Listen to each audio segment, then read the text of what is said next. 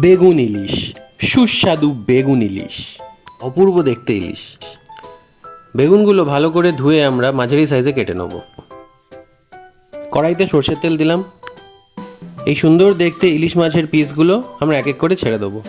ইলিশ মাছগুলো আমরা আগেই ধুয়ে রেখে দিয়েছিলাম, হালকা ভাজা হলেই আমরা তুলে নেব। দেখুন কি সুন্দর দেখতে ইলিশের মাছগুলো। তারপর আমরা কড়াইতে কালো জিরে দেবো, তারপর কাটা যে বেগুনটা ছিল প্রথমে ওগুলো দিয়ে দিলাম, ভালো করে মিশিয়ে নেবো। এরপর একটা মিক্সিতে কালো সর্ষে, সাদা সর্ষে, পোস্ত, কাঁচা লঙ্কা, নুন স্বাদ অনুসার এগুলো কড়াইতে দিয়ে দেবো। সাথে দেবো হলুদ গুঁড়ো, নুন স্বাদ অনুসার। এরপরে যেমন গ্রেভি লাগবে সেরকম পরিমাণ মতো জল দেবেন। তারপর কাঁচা লঙ্কা। 5 মিনিট ঢাকা দিয়ে রাখবো। 5 মিনিট পর ঢাকনা খুলে দেবো, দেখুন ফুটে গেছে জল। তারপর ইলিশ মাছ ভাজাগুলো এক এক করে দিয়ে দেবো। খানিকক্ষণ ফুটতে দেবো যাতে গ্রেভিতে মাছের টেস্টটা মিশে যায়। ব্যাস তৈরি হয়ে গেল আমাদের সুস্বাদু বেগুন ইলিশ। আপনারা অবশ্যই গরম ভাতের সাথে খাবেন।